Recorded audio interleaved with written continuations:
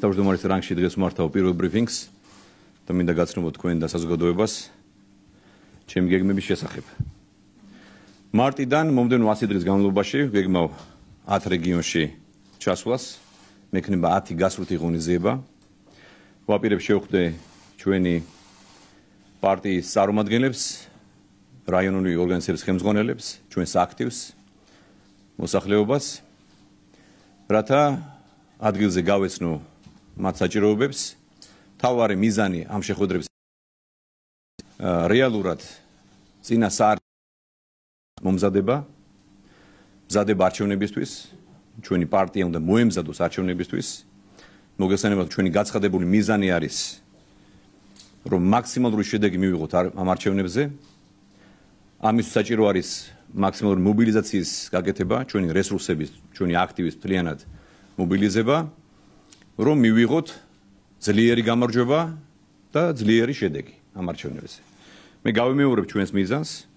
ჩვენი მიზანი არის მივიღოთ საკონსტიტუციო უმრავლესობა მომდევნო საპარლამენტო არჩევნებზე. ამიტომ კიდევ ერთხელ მინდა მადლობა გადაუხადო ჩვენი პარტიის თითოეულ წევრს, ემექნება მათთან შეხვედრები, გვექნება 10 გასვლითი ღონისძიება, როგორც მოვახსენეთ, 10 რეგიონში მომდევნო 100 დღეში. აი ეს არის ჩემი დღევანდელი ბრიფინგის ჩატარების თავარი მიზეზი. ასევე მინდა გითხრათ, რომ ჩვენ გვაქვს კომუნიკაცია აღმასრულებელ ხელისუფლებასთან, რა თქმა უნდა პარლამენტთან. მინდა კიდევ ერთხელ ვისაუბრო შემთხვევით და წარმატება უსურვო პრემიერ გობახიძის მთავრობას, ყველა მინისტრს. ახლა მე მზად ვარ თქვენს კითხვებს უპასუხო.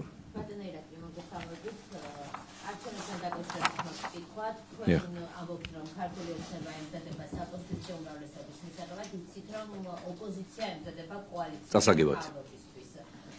რა რესურსი აქვს ზოგადად არჩევნებში ეს ოპონენტებს, ასევე თუ შეიძლება უთხრათ კიდევ ერთი ან ორი. კი ბატონო. მამუკა ხაზარაძე ითვლის დღეებს და კვირებს არჩევნების დასრულებამდე და იცით რომ არჩევნების შემდეგ პირობას დებს რომ ბიძინა ივანიშვილი იქნება მოსკოვში. თავის მხრივ ნაციონალურმა მოძრაობამ დღეს თქვა მაგალითად რომ ხმის მცველების სკოლა გაკეთდებაო. თუ შეიძლება ცალ-ცალკე რომ ვიპასუხოთ, შეაფასოთ. ისიც სამი კითხვა გვაქვს, კი ბატონო. რისთვის ემზადება ნაციონალური მოძრაობა, მამუკა ხაზარაძის ეს დაპირება, როგორ აღიქვამთ თქვენ და რესურსები, რა შანსები აქვს ოპოზიციას? პირველ რიგში მინდა გითხრათ ჩემი მოსწრება, ეს არის ჩვენი საერთო მოსაზრება, რომ არ არსებობს ცალკე აღებული არც ხაზარაძე, არც სხვა რეალური ნამდვილი ოპოზიცია. ეს არის ერთიანი ნაციონალური მოძრაობის დანაყოფების სატირდები, როგორც გინდა ისე მოიხსენიეთ ეს ადამიანები. მე მინდა გითხრათ, რომ ოპოზიცია ემზადება სრული კრახისთვის და წაგებისთვის, მორიგი წაგებისთვის.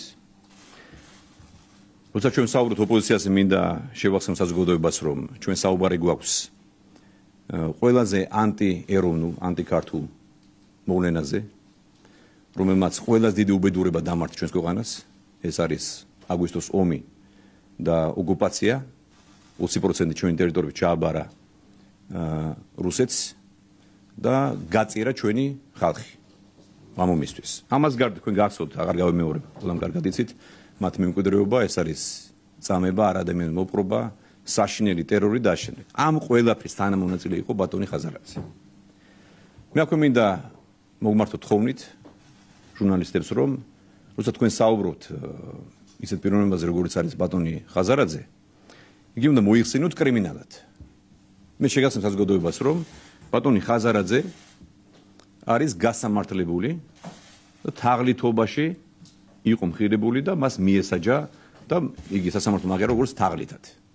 კაცი, რომელმაც საკუთარი ბანკი, საკუთარი ინვესტორები გაძარცვა და თაღლითურ სქემა შეადგინა, რაზეა საუბარი საერთოდ? და ამას გარდა მე მინდა შეგახსენოთ ყველას, რომ სწორედ ხაზარაძე მე შემიძლია იგი მოვიხსენიო როგორც სააკაშვილის მოროდიორად. და რატომ? როცა სააკაშვილი ხელისუფლებაში და იგი ატერორებდა ჩვენს მოქალაქეებს, ბიზნესს, ართმევდნენ სახლებს, ბიზნესებს და შემდეგ, თუ ვინმე ამ ნაძარცვი ბიზნესის გადანაწილებაში იყო, მათი ქონებების მიცვებაში იყო ჩართული, ეს იყო ერთ-ერთი იყო ხაზარაძე და მისი ბანკი. იგი თავიდან ბოლომდე იყო ჩართული კრიმინალურ საქმიანობაში სააკაშვილთან ერთად. და მეორეც მე ძალიან მაინტერესებს კაცი რომელიც ახლა უცნებობს რომ გადალახოს ბარიერი 5%-იანი ბარიერი რომელ მოგებაზე აქვს საუბარი და საერთოდ რას იმუქრება ეს არ არაობა ადამიანი კრიმინალი თაღლითი რას იმუქრება და ვის ემუქრება ემუქრება ადამიანს რომელმაც გადაარჩინა ჩვენი ქვეყანა და ის ფაშისტური ნეოფაშისტური რეჟიმისგან იხსნა ჩვენი ხალხი მოუტანა უწყვეტი ხანგრძლივი მშვიდობა ეკონომიკური კეთილდღეობა და მშვიდობა ჩვენს ხალხს ამ ადამიანს ემუქრება თურმე ეს თაღლითი კიდევ მეორე და ყოველთვის გავიმეორე მე ამის მერე მას რა თქმა უნდა ყოველთვის შევახსენებ მის კრიმინალურ წარსულს სააკაშვილი რა თქმა უნდა ჩვენ ყველამ კარგად ის თვინ არის ხაზარას და სხვა ყველა მასთან დაკავშირებული ოპოზიციური პარტიები არიან ემსახურებიან სააკაშვილის მიზნებს პოლიტიკურ მიზნებს შემდეგი შეკითხვა სასაცილოა ეხა როგორ შეიძლება რომ ისეთი არასერიოზული ადამიანისგან როგორიც არის ბატონი ხაბეიშვილი როგორ შეიძლება მისი ამ მორიგი სასაცილო ინიციატივაზე ჩვენ გავაკეთოთ სერიოზული კომენტარი მე ასევე მინდა ხაზარაძეს მიუბრუნდეთ და კიდევ ერთხელ შეგახსენოთ ყველა საზოგადოებას რომ ცნობილი პროექტი რომელიც საქართველოს მთავრობამ 16 წელს მას მიანდო ანაკლის პორტს გულისხმობ მან ჩააგდო ეს პროექტი ვერ განახორციელა მთავრობა ელოდა 5 თუ 6 წელი აღარ მას რამდენი წელი გავიდა და ამის შემდეგ მინდა ჩვენს ხალხს კიდევ ერთხელ შევახსენო აი ეს ადამიანი ხალხო წავიდა სასამართლოში უჩივდა ჩვენს სახელმწიფოს ანუ თქვენ ხალხს და ედავება $1.5 მილიარდ ჩვენი ქვეყნის და ხალხის გაძარცვა აქვს ამ ადამიანს გამიზნული და კიდევ ერთი როცა იგი საუბრობს ჩვენი პარტიის დამფუძნებელს ბატონ ბიზნევანიშვილზე და რაღაც მუქარებს აჟღერებს ვინ არის საერთოდ ხაზარაძე ამაზე ცალკე ვილაპარაკე ძალიან ბევრი მაგრამ პროკურორია ეს ადამიანი თუ როგორ ბედავს საერთოდ ასეთი ტიპის განცხადების გაკეთებას რეპრესიებს აანონსებს ეს არარაობა თაღლითობაში მხილებული ადამიანი ამიტომ ყველაფერი ჩვენს ნათელია ეს არის ძალიან მარტივი უკვე აპრობირებული მათ მიერ ნაცმოძრაობის მიერ აპრობირებული და მათი ლობისტების მიერ აპრობირებული მეთოდი მათი მიზანი არის ახლა ჩვენი ხალხის შეცდომა შეყვანა მაგრამ მათ ავიწყდებათ თავარი რომ ჩვენი ხალხი არის ბრძენი და ვეღარ მოატყუებენ ჩვენს ხალხს ვერ მოატყუებს ვერც სააკაშვილი ვერც მისი მფარველები ვერც მისი ლობისტები ვერც ხაზარეს და მისნაირი ლუზერები შემდეგი შეკითხვა რა იყო თუ შეიძლება ხო მაგაზე ვილაპარაკეთ და ბოლოს შეკითხვა რა იყო ისთვის შეიძლება ამაზე კითხოთ ბოლოს იყო ისთვის შეიძლება ისინი ემზადებიან წასაგებად მეგობრებო წასაგებად ემზადება მთელი ოპოზიცია ამიჯერეთ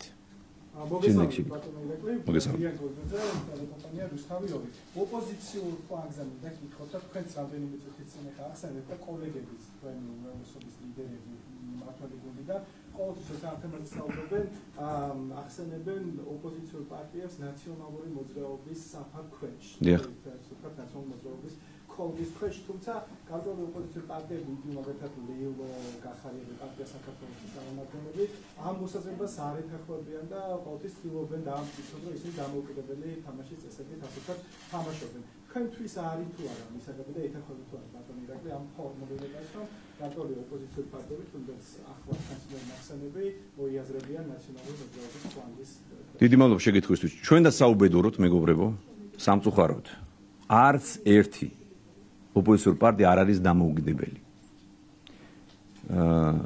ეხლა პოლიტიკური მიზანშეწონებიდან გამომდინარე მე აღარ მინდა ეს თემა გავაგრძელო, მაგრამ ისინი ემსახურებიან სხვების ინტერესებს.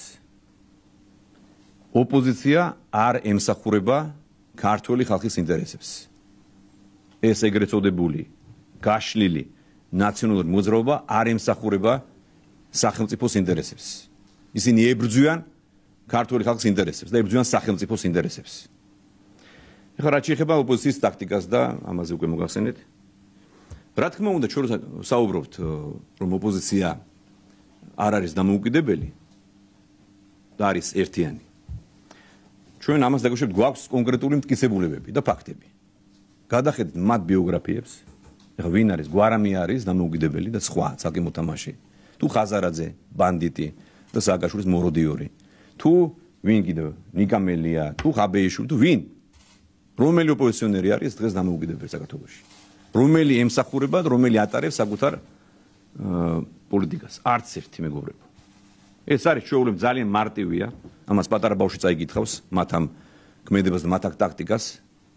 ეს არის ჩვეულებ გაშლილი ხელოვნურად ფრაგმენტირებული ოპოზიცია, რომ საბოლოო ჯამში მათი ილუზიებიდან გამომდინარე, აქაც რა თქმა უნდა, ამტკიცებენ საკუთარ სიბრიყვეს, რომ რაღაც წარმატების შემთხვევაში კვლავ გაერთიანდნენ.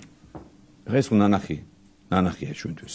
ხალხმა კარგად იცის და საერთოდ როცა საუბრობენ ეს ადამიანები, ჩვენ მათ ვახსენებთ ფაქტებს. მე მიყვარს ფაქტებით საუბარი. მე რამდენიმე გვარი ჩამოგითვალეთ და აღარ გავიმეორებ მათ გვარებს, მე ფუფუნება მათთვის, მათი ხსენება.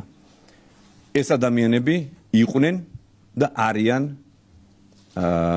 სააკაშვილის მსახურები და მისი და მათი ინტერესების გამტარებელი. არ არსებობს სხვა რეალური პოზიცია. ყველა არის ჩაბმული, ჩართული ამ საერთო ერთიანი ნაციონალური მოძრაობის ინტერესების და მათ თამაში. არ არსებობს სხვა უბრალოდ რეალური მიზანი და სხვა პოზიცია. ყველა არის ერთიანი ნაციონალური მოძრაობის წარმომადგენელი. აბა შემდეგი შეკითხვა.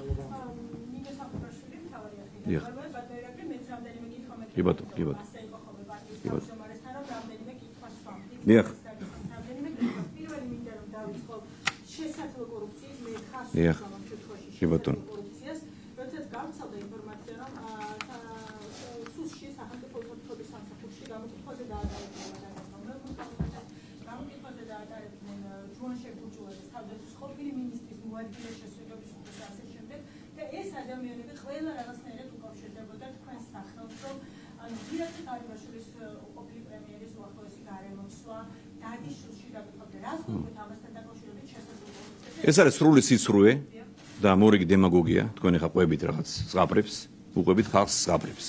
არავის არ ჯერა თქვენი ზღაპრების, მეგობრებო. არავის არ ჯერა თქვენი ზღაპრების. მორიგი, მოგონილი სისულელე. აი ეს მინდა გითხრათ. მე არავის არ სმენია მსგავსი ფაქტის შესახებ, არ არსებობს ბუნებაში არ მომხდარა ასეთი რამ და თქვენ ატყუებთ ხალხს. რაზე იყო მინიშნება? არ თქვენ იკითხეთ კონკრეტული გვარები, მე გპასუხობთ რომ არც ჩემთვის, არც გუნდის წევრებისთვის არ არსებობს მსგავსი ინფორმაცია. მისაღებია პასუხი. კი ბატონო, თქვენი პასუხი. აბა შემდეგი. მე შემდეგი კითხვაც თქვენ ორი კითხვა კიდევ მაქვს. ერთი არის CSKO-სთან დაკავშირებით და მეორე არის ცხრადარხმასთან დაკავშირებით. CSKO-ზე მოდახილ ოპოზიცია ფაქტიურად საუბრობს იმაზე, რომ და ასევე არასამთავრობო სექტორი, რომ ყველაფერს აკეთებს ქართული ოცნება იმისათვის, რომ მთლიანად CSKO დაიქვემდებაროს და არ ითვალისწინებს ვენეციის კომისიის რეკომენდაციებს. ამაზე რა პასუხი გქონდა და მეორე 9 რეკომენდაციის კუთხით, აი ხვალ მაგალითად პარლამენტში არის გაფართოებული შეხვედრა. იქ არასამთავრობო ორგანიზაციები დაშვებული არ არიან. როცა მოწოდება არის, რომ ეს ხალხი იყოს ჩართული. ამ დროს ხელისუფლება მათ ჩართულობას არ უზრუნველყოფს. რაც გაგვაქვს საკუთარ საცალკერმო პასუხად ამაზე მარტოა. ეხლა რა შეიძლება CSKO-ს? დღეს CSKO არის ერთ-ერთი ყველაზე გამართული ორგანიზაცია, აბსოლუტურად გამჭვირვალე მათ საქმიანობა და მინდა კიდევ ერთხელ აღნიშნო თუ რამდენად დიდი სამუშაოები იქნა გაწეული CSKO-ს ხელმძღვანელების მიერ იმისთვის რომ ამ ხელა შედეგისთვის მიაღწიათ. სხვა ყველაფერი არის უბრალოდ სპეკულაციები. ოპოზიციას თუ ქონდა იმის ილუზია რომ CSKO-ს ხელმძღვანელი და მთელი CSKO უნდა იყოფილიყო მათ მიერ მართული თავად გაეყალბებინათ არჩევნები და მოეპარათ ხალხის ხმები.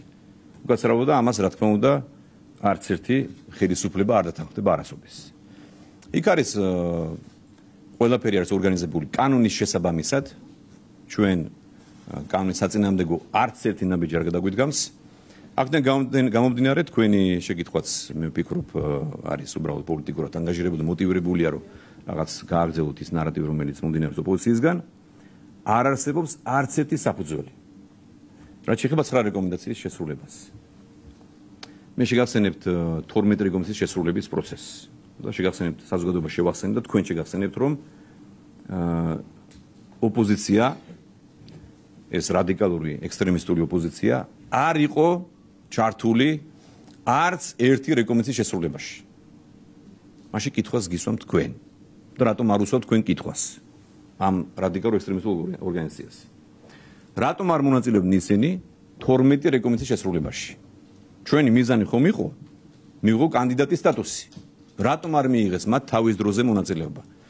სანაცვლოდ საპირისპიროდ რატომ მიიღებდნენ ისინი განუწყვეტლივ საბოტაჟში შეთქმულებაში ჩვენ ქვეყნის წინააღმდეგ მონაწილეობას?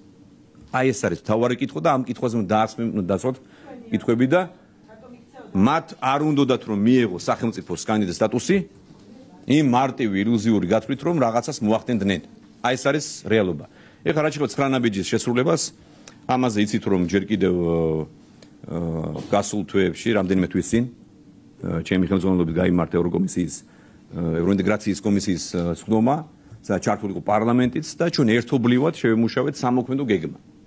და ვიცით ზუსტად თუ რა უნდა გაკეთდეს იმისთვის რომ ხელისუფლებამ ზედმიწევნით სწორად და დროულად შეასრულოს ეს 9 რეკომენდაცია თუ 9 ნაბიჯი. ყველაფერი ძალიან კარგად არის. თავარი არის ის რომ ქვეყანა მიიღო კანდიდატის სტატუსი, ასე რომ დაწყნარდით. ყველაფერი ძალიან კარგად არის. აბა შემდეგი შეკითხვა. რას? როგორი?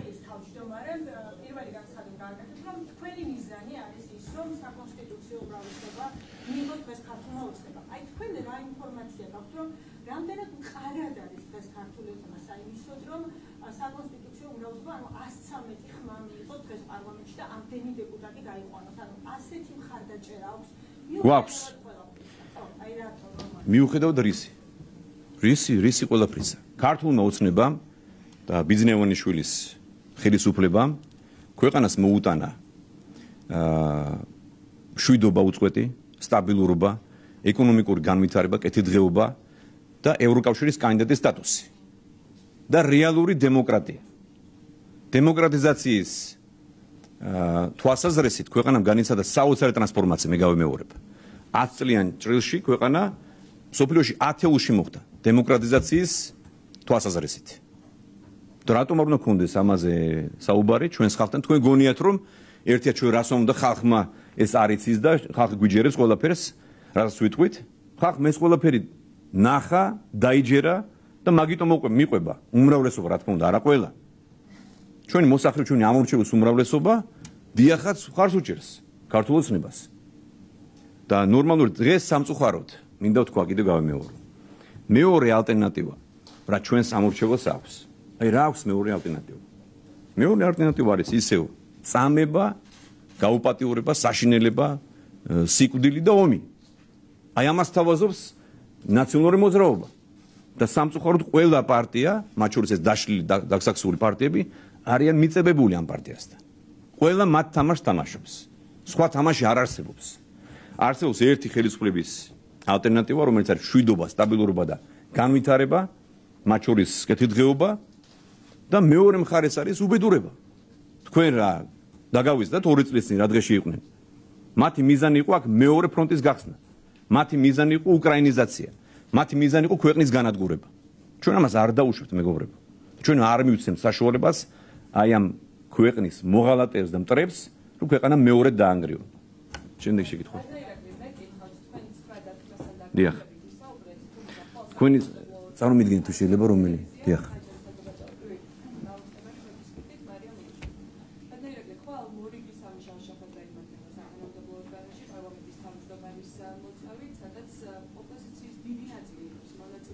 ძალიან კარგი.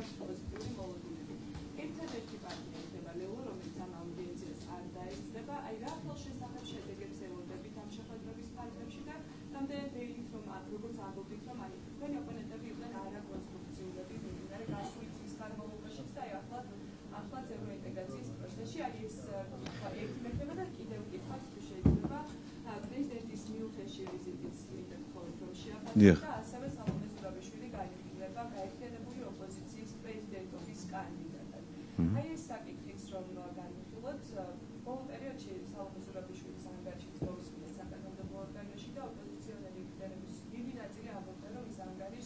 ნებისმიერ დროს მოაწერდა ხელს და პრეზიდენტი საუბრობდა ისე როგორც ოპოზიციონერი. ძალიან კარგი აღიარება. სამი საკითხი რომ შევახსენოთ შეიძლება მადლობა შეკითხვისთვის. ესე იგი, პირველ რიგში რა მინდა ვთქვა, თქვენ თვითონ თავად ახსენეთ, რომ ოპოზიციის წარმომადგენლები მიდიან პარლამენტში, მაგრამ თავიდანვე აქვთ განწყობა, რომ აზრი არ აქვს არაფერს. თავიდან ქმნიან თვითონ იღალებებენ ამას, ამ აღქმას და ამ განცდას, რომ არაფერს აზრი არ აქვს. მაშინ რატომ მიდიან? მეორე, თქვენს მიერ ხსენებულ ნაცმოძრაობის დანაყოფი ლელო, თაღლითის მიერ დაფუძნებული პარტია, თურმე ესე იგი არ მონაწილეობს. აქაც გადაასწრო საკუთარ დედა პარტიას, რაც მოძრაობას. ამაზე ბევრს არ დავიხარჯები, მარტივად გიპასუხებთ. თუ უნდათ მიიღონ მონაწილეობა და რეალურ საქმე აკეთონ. თუ არ მიიღენ მონაწილეობას, ამაზეც დიდად არ ვინერვებთ. მათ გარეშე მივიღეთ სტატუსი, მათ გარეშე გავიყვანთ სამშვიდობოს ჩვენს ქვეყანას. ეხლა შემდეგი შეკითხვა იყო სალომე ზურაბიშვილი. მე პირდაპირ ვიტყვი, ახლა უკვე ჩემ თავს მივცემ უფლებას, ვინაიდან მე აღარ ვარ მთავრობის ხელმძღვანელი და პარტიის ხელმძღვანელი ვარ. სალომე ზურაბიშვილი ჩაიდინა ღალატი. თითოეული, აი ჩვენი პარტიის თითოეული წევრის თვალში და ჩვენი გადმოსახედიდან იგი არ ემსახურება ჩვენი სახელმწიფოს ინტერესებს. მან უხეშად დაარღვია კონსტიტუცია არაერთ გზის და სამწუხაროდ აგრძელებს კონსტიტუციის დარღვევას. რა შეიძლება ამაზე გიპასუხოთ? გარდა იმისა, რომ სირცხვილია ეს ასეთი მოქცევა ევროპაში გაზრდილი ქალბატონისგან და ჩვენი გუნდის და ჩვენი პარტიის დამფუძნების მიერ მოყვანილი პრეზიდენტისგან.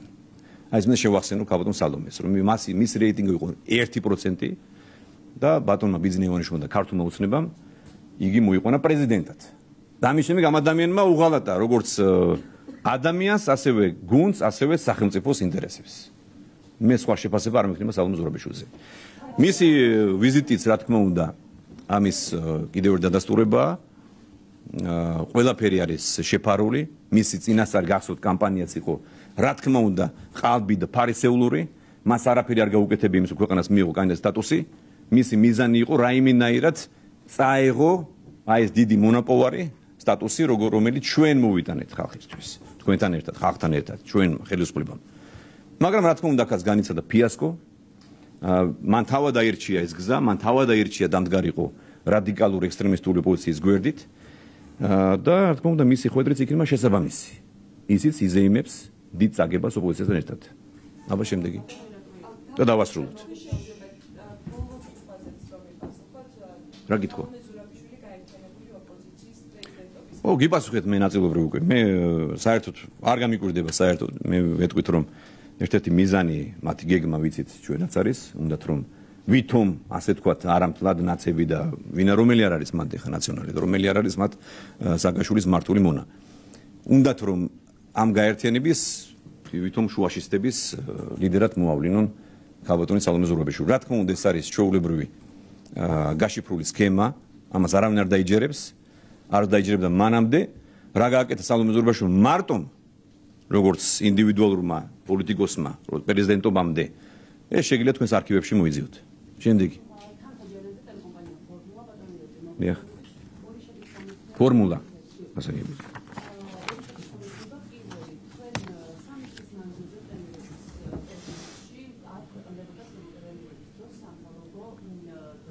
დიახ.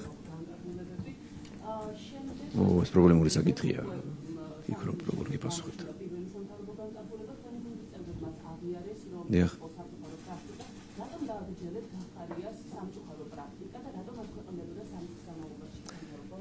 გასაგებია. ფიქრობ როგორ გიპასუხოთ ასეთ რთულ შეკითხვაზე. ჩემი პრემიერ-მინისტრობის დროს მე არც ერთი უკანონო გადაწყვეტილება არ მიიღია. ყველა გადაწყვეტილება იყო კანონის შესაბამისობაში სრულად. და არც ერთი გადაწყვეტილება არ მიიღია, რომელიც ჩვენი ქვეყნის ინტერესებს შეეწინააღმდეგებოდა და ჩვენი ხალხის ინტერესებს. მე ნებისმიერი, ასე ვთქვათ, ინფორმაცია მქონდა, არ მქონია, არასოდეს არ მქონდა დაფარული, დამალული. ჩემი პოზიცია იყო შემდეგი, ძალიან მარტივად გულწრფელად აგიხსნით.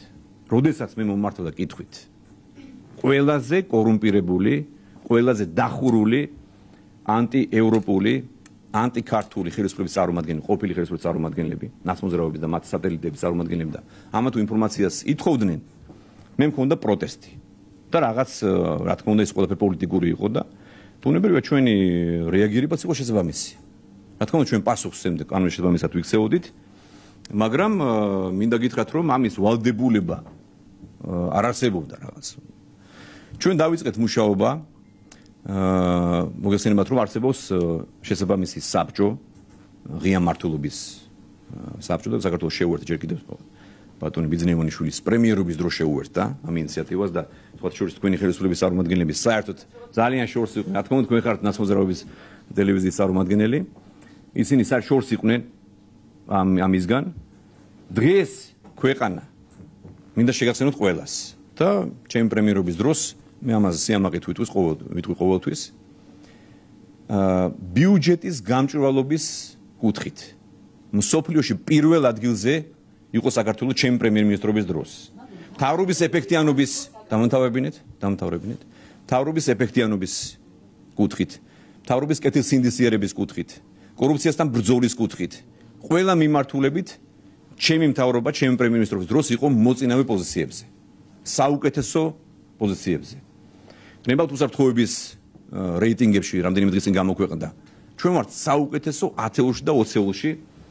აქედან გამომდინარე, რა თქმა უნდა, ჩვენი ამბიცია არის, რომ კიდევ უფრო გავაუმჯობესოთ ეს რეიტინგები, ეს მონაცემები კიდევ უფრო გავაუმჯობესოთ და რაც შეეხება განკარგულების გამოქვეყნებას, ამაზე ჩვენ დაგეგმილი გქონდა ისედაც, ჯერ კიდევ პრემიერი ვიყავი, შეხვედრა გაიმართა დეკემბრის თვეში თორსდები საჯარო მმართველობის ფარგლებში და სხვა შორის მინდა გითხრათ საზოგადოებას, რომ ბოლო 2 წლის განმავლობაში მათივე ნებით და მათივე სურვილით, მათი გადაწყვეტილებით უბრალოდ არ იმართებოდა ეს საბჭო.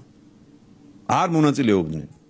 მათ გამოაცხადეს საბოტაჟი და ეწეოდნენ გამოაცხადეს ასე ვთქვათ მოგწერეს პრეტენზიებით ავსილი წერილი და თქვენს რომ ისინი აღარ მიიღებდნენ მონაწილეობას. აქედან გამომდინარე შეწყვეტილი იყო საბჭოს მუშაობა ბოლო 2 წლის განმავლობაში.